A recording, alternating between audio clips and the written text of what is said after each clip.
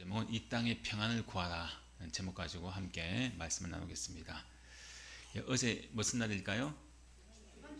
현충일이죠. 현충일. 참 나를 위해서 목숨을 바치고 희생을 했던 그런 희생을 기리는 이 현충일이었습니다. 해마다 이 6월달은 이 호국 보훈의 달 아니겠습니까? 호국 보훈의 달. 참 이 길거리에는 이제 태극기가 휘날리고 있고, 또 현충일 오전이 되면은 우리가 이 나를 위해서 희생하고 헌신했던, 또 자기 목숨을 바쳤던 그런 사람들도 기리는 또 사이렌이 울리기도 합니다. 그리고 또 올해 6월달은 참 특별히 우리 국민들에게 또 큰 과제를 남기고 있습니다. 어떤 과제냐? 이 며칠 전 6월 3일이죠. 뭘 했습니까? 6월 3일날 선거하지 않았습니까? 지방선거. 전국 지방선거를 우리가 치렀습니다. 이 선거 기간 동안 참 우리가 TV를 틀면은 모든 것이 다 이 정치 이야기, 선거 이야기, 또 유튜브나 인터넷을 보아도 다 선거 이야기, 또 사람들 만나도 또 선거 이야기. 참 수많은 그런 선거 이야기가 그동안 많이 우리의 삶에 이렇게 있었습니다. 근데 그 모든 그런 치열했던 그런 이 선거의 그런 날이, 또 경쟁의 모든 것이 다 끝이 났죠. 결과가 나왔습니다. 근데 결과는 나왔지만은 여전히 아직까지 후유증이 있지 않습니까? 선거 결과에 대한 후유증. 또 아직까지 또 이 참 투표용지가 모자랐다고 하는 엄청난 그런 큰 그런 이 사고. 아직까지도 그런 후유증이 아직까지 남아 있습니다. 그러다 보니까 참 선거가 끝났지만은 여전히 우리 국민의 마음과 생각은 여전히 둘로 셋으로 계속 나뉘어져 있지 않습니까? 또 마음도 나뉘어져 있고 쪼개져 있습니다. 또 내가 지지한 그런 후보가 당선되어서 좋아하는 사람이 있는 반면에, 내가 지지했던 후보나 당이 또 그것이 또 당선되지 않아서 마음이 속상하고 또 기분이 또 나쁠 수 있는, 또 분노할 수밖에 없는 그런 또 상황도 있습니다. 이렇게 이 선거가 끝났지만은 여전히 후유증이 남아있죠. 아직까지도 거대한 그런 폭풍 가운데 있는 그런 소용돌이 속에 있는 그런 이 사회의 현실입니다. 그런 이런 이 삶, 이런 사회, 이런 상황 속에 있는 우리에게 하나님께서 이게 말씀하시죠. 야, 선거는 끝났다. 결과는 나왔죠. 근데 하나님께서 우리에게 말씀하시는 것은 선거는 끝났지만은 그 다음 하나님의 백성, 하나님의 자녀인 너희들은 이제 어떻게 할 것인가? 선거의 결과가 나왔고 이렇게 선거 효중이 남아있는 상태에서 하나님의 백성이고 하나님의 자녀인 우리가 그 다음에는 어떻게 할 것인가? 우리에게 하나님께서 말씀하십니다. 오늘 이 본문 말씀은요, 이스라엘 역사상 가장 처참한 그런 시대의 모습을 우리에게 말씀합니다. 백성들의 마음이 갈기갈기 찢겨져 있습니다. 나뉘어져 있습니다. 분노로 가득 차 있습니다. 오늘 본 말씀은 이스라엘 나라 역사상 가장 어두운 시기라고 할 수 있는 그런 환경이었습니다. 막 서로가 갈등이 있죠. 분노가 있습니다. 그래서 오늘 이 본문 말씀의 배경은요, 바로 에레미야 선지자 시대에 있었던 그런 말씀인데, 바로 오늘 본 말씀의 이 배경은 그야말로 이스라엘 역사상 참으로 참 비극적인 그런 날입니다. 그런 이 시대라는 거죠. 이스라엘이라고 하는 나라가 바벨론이라고 하는 거대한 그 강국에 의해서 완전히 멸망당합니다. 처참하게 멸망당하죠. 성읍이 무너지고, 그렇게 생명처럼 귀하게 여겼던 그 하나님의 임재의 상징인 성전조차도 무너집니다. 그리고 또 심지어 바벨론에 의해서 바벨론으로 포로로 강제로 끌려가죠. 나라의 주권이 완전히 빼앗기고 국가가 완전히 소멸해버리는 엄청난 큰 그런 비극적인 그런 상황입니다. 이런 절망적인 상황 속에서 이스라엘 백성들 마음이 어떻겠습니까? 이스라엘 백성들 지금 포로로 끌려갔습니다. 포로로 끌려가는 그 바벨론 그 나라에서 이스라엘 백성들 마음이 얼마나 원망과 절망이 있겠어요. 얼마나 또 분노가 있겠습니까? 아니 하나님, 어떻게 하나님께서 하나님 나라이고 하나님 백성인 이 나라를, 이 백성을 어떻게 멸망시키고 어떻게 이 하나님 백성을 다른 이방 나라에 포로로 끌려가게 하십니까? 그 바벨론 포로 생활하면서 하나님께 대한 원망과 하나님께 대한 이 불평이, 분노가 아마 가득해 있을 겁니다. 또 한편으로는 이 나라를, 민족을 망하게 하고 고통스럽게 하고 또 심지어 자기 나라로 포로로 끌려오게 했던 바벨론에 대한 분노. 그래서 하나님께 이스라엘 백성들은 하나님, 이 고통을 주고 우리나라를 멸망시킨, 우리 포로로 끌려오고 있던 이 바벨론 나라를 망하게 해주십시오. 심판해 주십시오. 아마 그런 마음이 아니겠습니까? 하나님께 대한 원망도 있었고 또 두 번째는 자기 나라를, 자기 백성을 망하게 하고 포로로 끌려와서 고통스럽게 하는 그 바벨론 나라에 대한 분노. 그게 하나님 앞에 이 나라가 멸망당하도록 심판받도록 아마 그런 마음이 가득 찼을 겁니다. 근데 하나님께서는요, 백성들의 그 마음과 그 생각을 완전히 막 뒤집습니다.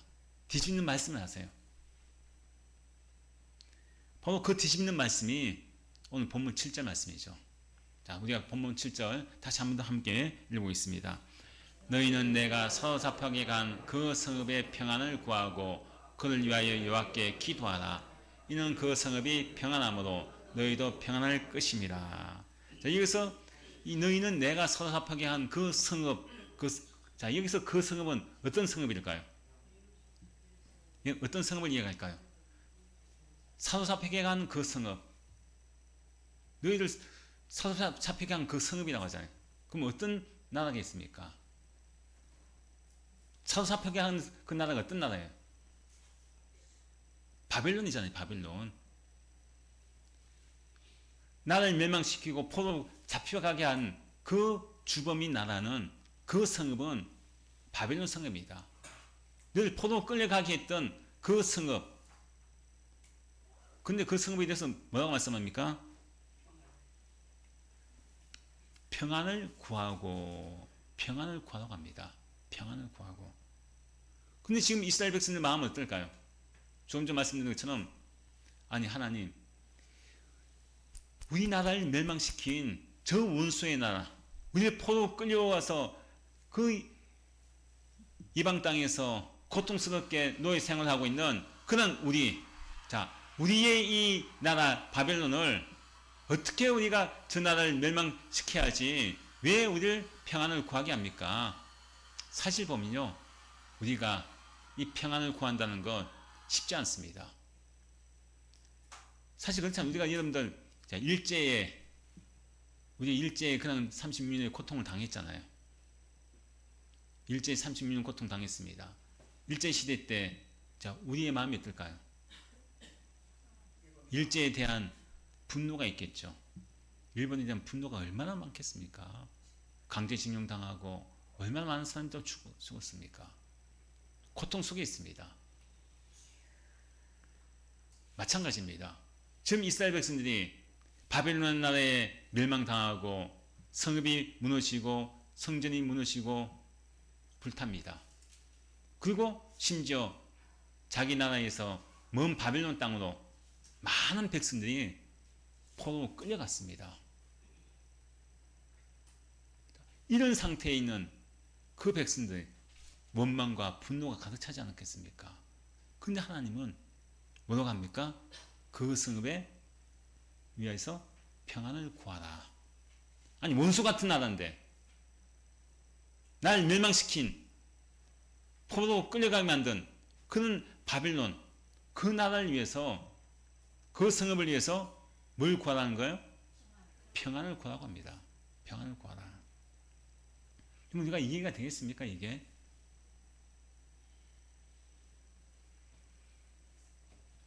하나님은요, 우리에게 원수를 미워하라 그렇게 말씀하지 않습니다. 원수를 저주하라 그렇게 말씀하지 않습니다. 오늘 말씀에서 그 원수의 성읍이 평안하길 구하라. 평안하길 구하라. 또 뭐라고 합니까? 그들 위해서 기도하라. 평안을 구하고 오히려 기도하라는 거예요. 기도하라. 즉 원수를 위해서 평안을 구하고 원수를 위해서 기도하라. 우리의 생각과 정반대 아니겠습니까? 참 우리가 원수가 미운 것은 우리 인간의 감정이죠. 당연한 감정입니다. 여러분들 원수 같은 사람 이러면 각자 한 명씩 다 아마 있을 겁니다. 내가 원수같이 여기는 사람들. 자, 근데 그 사람을 위해서 내가 그 사람이 평안을 이러면 구합니까? 그 사람을 위해서 내가 정말 잘 되기를 이러면 기도합니까? 아니죠. 그 사람이 망하든지, 그 사람이 죽든지, 병들든지, 아니면 큰 그런 뭐 사업이 망하든지. 사실 그게 우리 인간의 마음입니다. 원수가 잘 되기는 건 누가 좋아합니까? 평안을 구하고 기도하는 것. 말도 안 되는 거죠.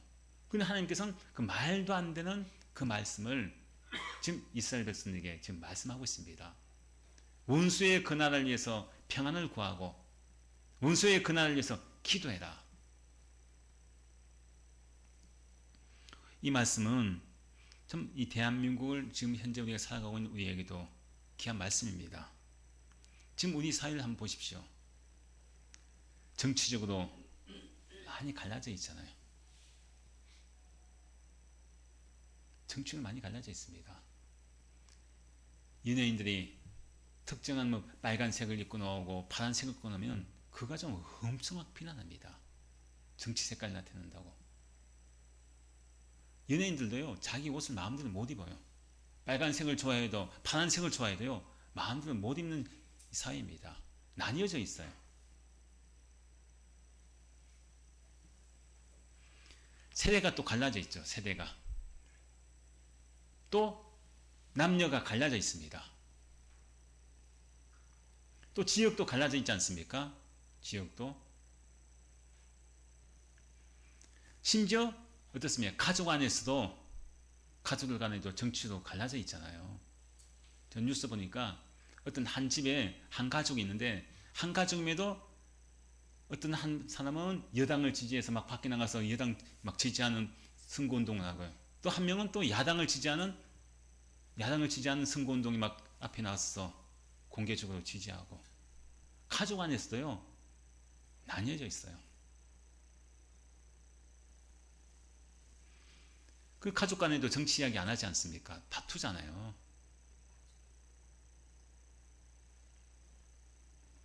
근데 오늘 하나님께서 우리에게 말씀합니다. 이런 이 사회에 이 대한민국에 하나님께서 이게 뭐라고 하시냐? 야, 비난보다 뭐가 먼저입니까? 기도가 먼저라는 거예요. 또 분열보다 화해가 먼저라고 말씀합니다. 또 정죄보다 사랑이 먼저라고 우리가 말씀을 통해서 우리 사회에 또 우리에게도 지금 말씀을 하고 있습니다. 이 무너진 세상의 흐름을 거슬러 올라가서 우리가 어떻게 하겠습니까? 평안을 구해야 됩니다. 그것이 진짜 하나님의 백성들의 신앙의 모습이다. 그것을 지금 6월달 호국의 달 맞이하고 또 선거가 끝나고 난 뒤에 후유증이 남아있는 이런 현상에 대해서 우리가 지금 말씀을 하고 있습니다.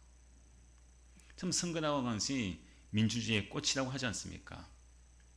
내가 지지했던 정당이나 내가 지지했던 후보가 승리했다는 것, 참 그것도 참 중요하죠. 하지만 그것보다 더 중요한 것은 뭐겠습니까? 누가 당선되었느냐?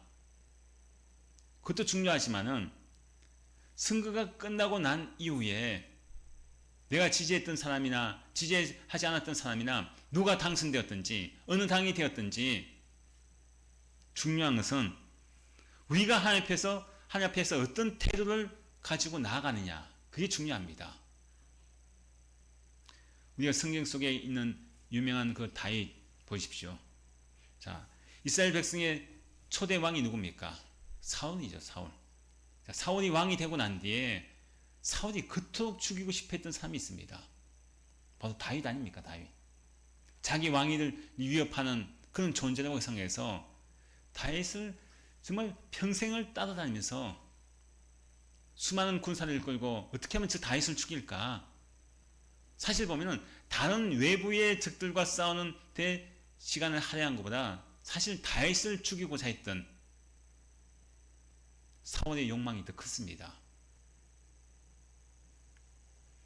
다윗은 사실 죄도 없이 광야에 도망다니고 굴 속에 숨어 다니는 그런 신세가 되지 않았습니까?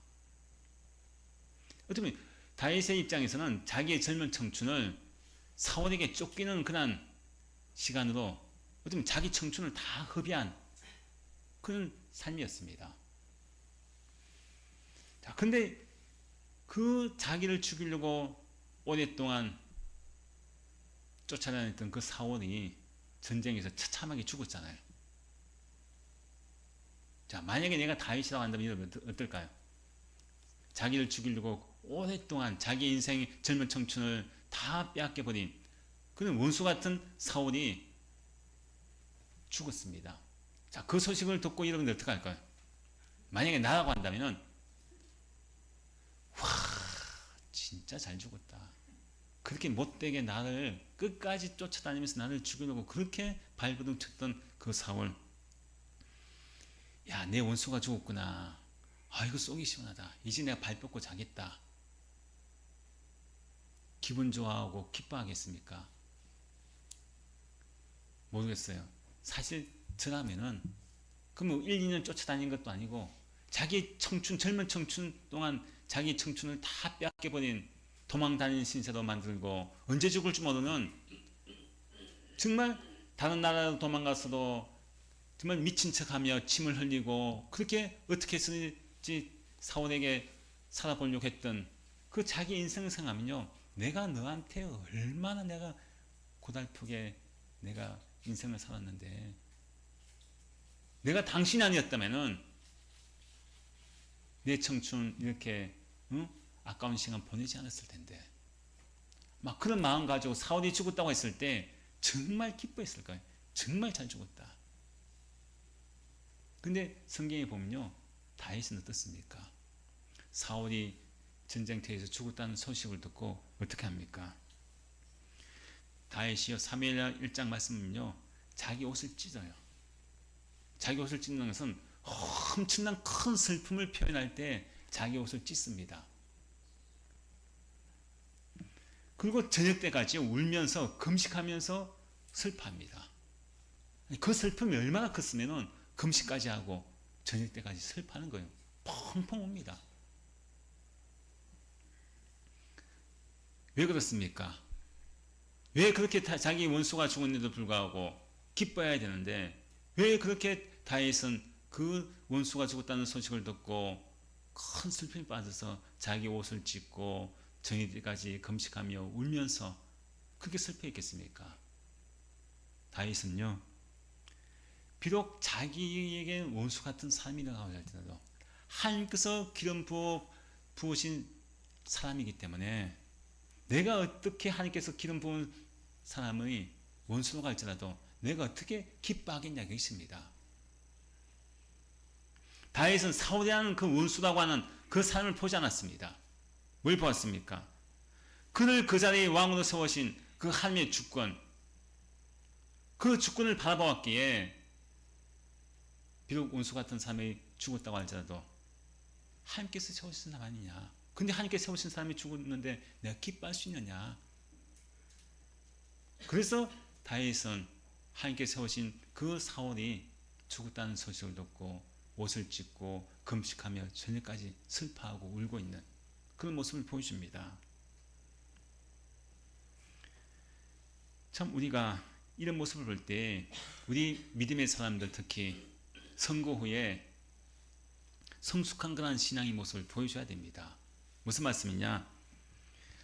어떤 내가 지지했던 사람이 떨어질 수도 있고요. 당선될 수도 있습니다. 실패했을 수도 있고 성공할 수도 있습니다. 선거 후에 성도들의 삶이 태도가 참 중요하다는 거예요. 내가 지지하는 사람이 안 될 수도 있지 않겠습니까? 됐을 수도 있고요. 내 생각과 다른 그 결과가 분명히 나올 수가 있습니다. 근데 우리 그리스도인은요, 내가 지지했던 사람이 됐든 안 됐든 그게 그 결과에 상관없이 우리가 해야 할 것은 무엇이겠습니까? 거기서 멈출 것이 아니라 내가 지지했던 사람이 됐더라도 또 내가 지지하지 않은 사람이 됐더라도 우리가 해야 할 것은요, 기도하는 것입니다. 기도의 자리로 나가야 됩니다. 하나님, 이 나라를 긍휼히 여겨 주십시오.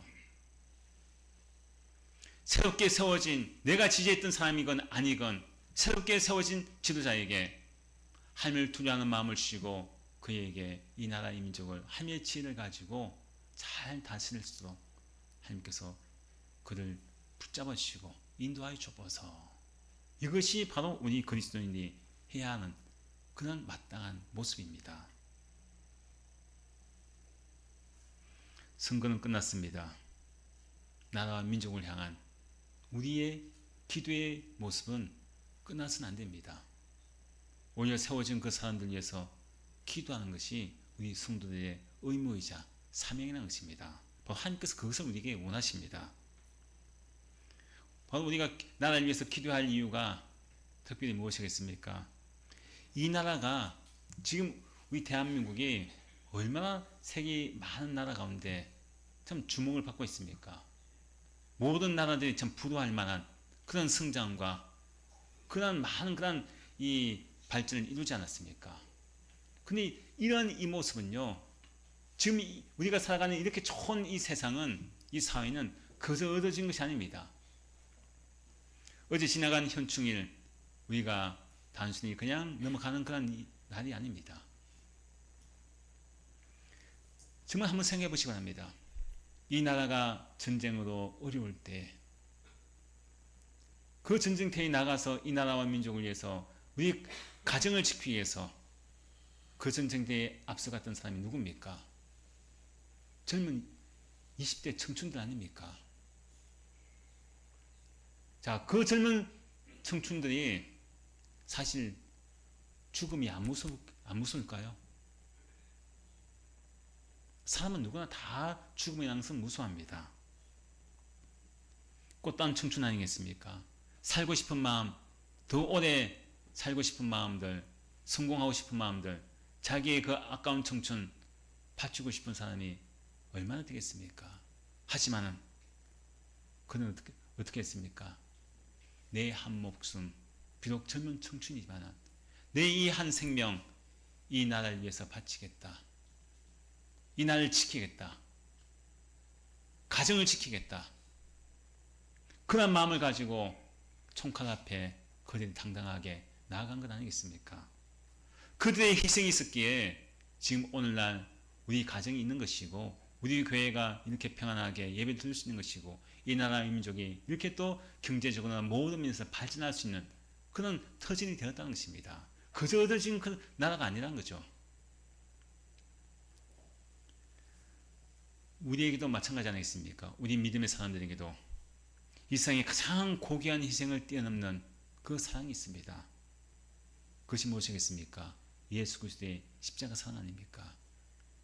죄인인 나를 위해서 의인이신 예수님이 대신 십자가에서 죽으셔서 나를 살리셨습니다. 십자가를 지실 때 자기를 조롱하고 자기를 참 이 손과 발에 대못을 박는 그 사람들을, 원수 같은 사람들을 살리기 위해서 십자가를 지셨습니다. 그 마지막 순간에 예수님께서 십자가상에서 또 뭐라고 하십니까? 누가복음 23장 34절 말씀에 함께 읽습니다. 아버지, 저들 사하여 주옵소서. 자기들이 하는 것을 알지 못함이니이다. 아버지, 저들이 누굽니까? 저들. 자기를 못 박는, 자기 십자가를 못 박는, 자기를 또 하나님의 아들로 인정하지 않고 구원자로 인정하지 않는 유대인들, 또 자기를 못 박는 로마, 그런 원수 같은 사람들 아닙니까?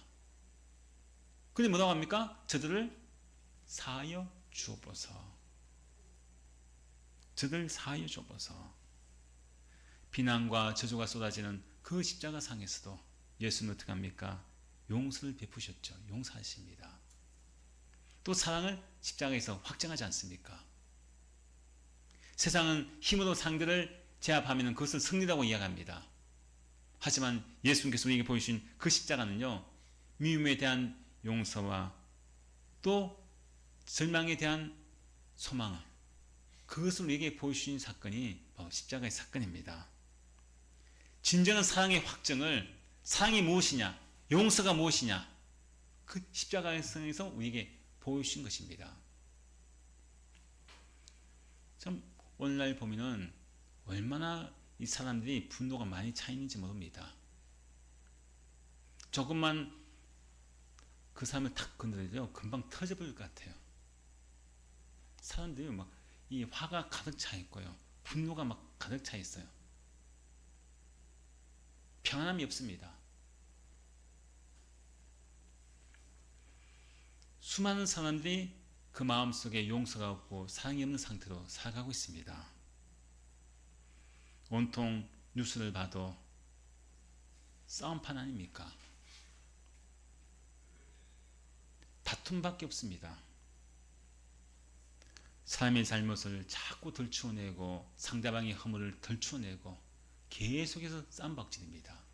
다투고 있습니다. 갈등이 있죠. 근데 예수님의 사랑은 무엇입니까?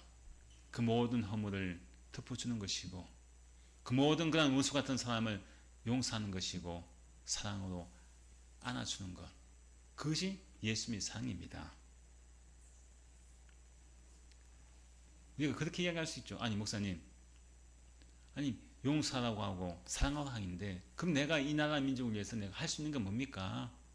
내가 뭐 나이가 들어서 돈도 없고 힘도 없고 병도 들고 약한데 내가 어떻게 나라를 사랑하고 내가 어떻게 예국할 수 있습니까? 그렇게 이야기할 수 있죠. 하지만은 성경에서는요, 뭐 예국이라고 해서 또 나라를 위해서 뭔가 한다는 것 거창하게 우리가 뭐 총칼 앞에 나가서 또 싸우라고 하는 것이 아닙니다.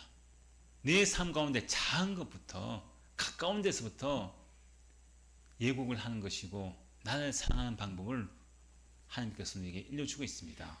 가장 가까운 곳이 어디겠습니까? 가정이죠. 가정입니다. 우리가 나라라고 하는 것이 어떻게 이루어집니까? 가정들이 이루어져서 그게 나라라고 하는 공동체가 되지 않습니까? 그래서 가정이 건강하면 나라가 건강합니다. 남편과 아내가 서로가 존경하고 뜨겁게 사랑하면 그 나라가 건강해집니다. 또 부모와 자녀들 간에 마찬가지죠. 서로 잘 믿음으로 양육하고 또 부모님께 효도하는 것, 그렇게 되면 나라가 건강해집니다. 그래서 우리 믿음의 사람들은요, 이 나라를 사랑하는, 예국하는 방법이 뭐냐? 가정을 잘 화목하게 지키는 것, 가정을 믿음으로 잘 또 자녀들을 양육하는 것, 그것이 나라를 예국하는 길이고 또 나라를 지키는, 나라를 사랑하는 그런 방법입니다. 자, 그리고 또 두 번째는요, 나라를 사랑하고 예국할 수 있는 방법이 뭐냐? 교회를 뜨겁게 사랑하는 것입니다. 내가 섬기고 있는 교회를 뜨겁게 사랑하는 거죠. 교회는 세상의 빛이고 소금이라고 합니다. 자, 세상이 아무리 어둡고 썩는다고 할지라도 교회가 깨끗하면요, 세상이 밝아지고 세상이 좋아집니다. 그래서 교회 안에서 가장 먼저 해야 될 것이 뭐냐? 서로 용서하는 거죠. 용서. 교회 안에서. 그리고 교회 안에서 서로 사랑하는 것입니다. 때로는 교회 안에서도 마찬가지 아닙니까? 교회 안에서 나와 성격이 안 맞는 사람이 있습니다. 또 교회 안에서 정치적인 성향이 다른 사람도 있을 수도 있어요. 근데 나하고 정치적인 성향이나 성격이 안 맞다고 해서 너 틀렸어, 넌 나쁜 사람이야, 그거 아니야, 그렇게 할 것이 아니라 그 사람의 그 모든 생각이나 그것을 존중해 줄 수 있는 그 모습이 필요합니다. 그래서 교회 안에서조차도 정치적인 성향이 갈라져서 안 되고 성격적인 그런 모든 그런 분열이 해서는 안 됩니다. 나와 성격이 맞지 않는다고 할지라도, 나와 정치인 그런 것이 성향이 맞지 않는다고 할지라도 예수 그리스도의 십자가 안에서 형제 자매도 그것을 용서해 줄 수 있고, 그것을 이해해 줄 수 있고, 그것을 품어줄 수 있는 그런 마음. 그러할 때 교회가 화평을 이루고 평안을 이루어서 교회가 세상에 빛이 되고 세상에 소금이 되는 그 역할을 잘 감당할 수 있다는 것입니다. 그것이 바로 예국하는 길입니다. 자, 그리고 세 번째는 내가 나라와 민족을 사랑할 수 있는, 예국할 수 있는 방법이 뭐냐? 이웃을 뜨겁게 사랑하는 것이죠. 결국 나라 사랑하는 것은 뭡니까? 사람을 사랑하는 것이 나라 사랑입니다. 사람과 사람을 사랑하는 것. 자, 눈에 보이지 않는 거창한 그런 나라라고 하는 것, 또 민족이라는 민족을 사랑하는 것. 자, 우리가 말로는 나라 사랑한다, 민족을 사랑한다 하는데, 그렇게 내가 예국 노래를 하면서 내가 만나는 이웃들, 내가 항상 매일마다 눈을 마주치고 만나는 그 이웃을 사랑하지 않고 그 이웃과 다투고 싸워야 한다면 그것은 결코 예국하는 것이 아닙니다. 민족을 사랑하는 것이 아닙니다. 내가 살고 있는 그 자리에서 내 이웃을 사랑할 수 있고, 비록 그 사람이 나하고 맞지 않는다고 할지라도 그 사람에게 예수 그리스도의 마음을 가지고 용서하고 사랑할 수 있게 내가 먼저 손 내밀 수 있는 그런 모습이 바로 예수 그리스도 사랑 안에서 나라를 민족을 사랑하는 그런 모습으로 나타나는 것입니다. 그게 진짜 예국이죠. 오늘 말씀을 통해서 참 우리가 어떻게 하면 나라를 사랑할 수 있는가, 어떻게 하면 예국할 수 있는가, 어떻게 하면 이 나라의 평안에서 우리가 할 수 있는 것이 무엇인가, 그것을 우리가 말씀을 통해서 보았는데, 여러분 잘 아는 미국 역사상 가장 참혹한 그런 이 전쟁이 있습니다. 미국 역사상 가장 참혹한 전쟁이 있는데, 그 전쟁은 외부와의 그런 전쟁이 아니었습니다. 그 전쟁은요, 우리나라도 마찬가지인 것처럼 남북 전쟁이죠. 남북 전쟁. 미국도 마찬가지고 우리도 마찬가지입니다. 외부의 적과의 싸움이 가장 참혹한 전쟁이 아니라 같은 민족끼리, 같은 동족끼리 총칼을 겨누고 죽이고 싸우는 그 전쟁이 가장 참혹한 전쟁이죠. 이 두 나라가, 남과 북이 나뉘어져서 서로 막 저주하고 서로 막 이 나라가 이 저주를 퍼붓고 다투고 있습니다. 근데 이 남북 전쟁의 중심에 있었던 유명한 인물이 있죠. 에브라임 링컨 대통령. 자, 그 링컨 대통령이 전쟁이 한참일 때, 그때 이 한 참모가 링컨 대통령이 와서 이야기합니다. 대통령님, 우리는 매일 밤마다 하나님이 우리 남군의 편이 되어주기를 우리가 그렇게 기도하고 있습니다. 하나님 반드시 우리 편이 되어 주실 것입니다. 하고 그렇게 링컨 대통령에게 이야기합니다. 자, 그러자 이 링컨이 단호하게 고개를 저면서 이야기하죠. 개인적으로 하나님이 우리 편이 되어달라고 기도하지 마십시오. 나의 유일한 기도의 제목은 오직 나와 이 나라가 하나님 편에 서 있는가 하는 것 뿐입니다. 나와 이 나라가 누구 편에 서 있다고요? 하나님 편에 서 있는 것. 그것을 기도하고 있다는 겁니다. 우리는 지난 3일 지방선거를 치루었습니다. 그리고 또 우리가 그러한 선거를 치르고 그런 선거를 바라보고 또 그러한 정치를 우리가 바라보면서 우리가 보통 어떻게 기도합니까? 하나님, 내가 지지하는 사람이 당선되게 해주세요. 내가 지지하는 당이 되게 해주세요. 그리고 우리가 보통 기도하지 않습니까? 근데 이 에브라임 링컨의 이 모습은 어떤 모습입니까? 하나님, 내가 그리고 이 나라가 누구의 편이에요? 하나님 편에 서게 해주옵소서. 내가 이 나라가 하나님 편에 서게 해달라고 기도하고 있습니다.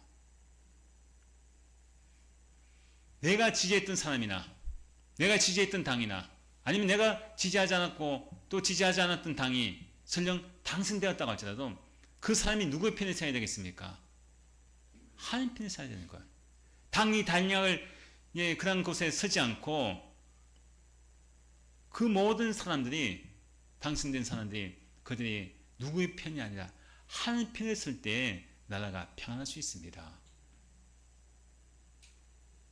나라가 하나가 될 수 있습니다.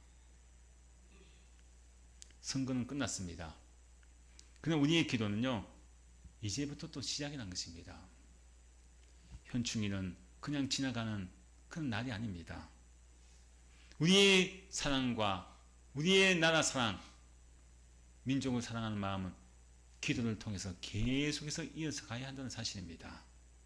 오늘 주님께서 우리에게 말씀합니다. 이 나라의 평안을 구하라고 우리에게 말씀합니다. 우리 믿음의 사람들이 가장 위대한 것이 뭡니까? 나라와 민족을 위해서 기도하는 그런 종교 아닙니까? 이 나라 민족의 평안을 위해서 기도해라. 어떤 사람이 당선되었든지 하나님 그 사람을 통해서 하나님 이 땅에 평안을 주십시오. 이 나라가 회복되게 하시고 깨어지고 나뉘어지고 분열되어지고 다투고 싸움판인 이러한 모든 것들이 하나님께서 세우신 그난 사람을 통해서 편안하게 하여 주옵소서. 용서하게 하십시오. 사랑하게 해 주십시오.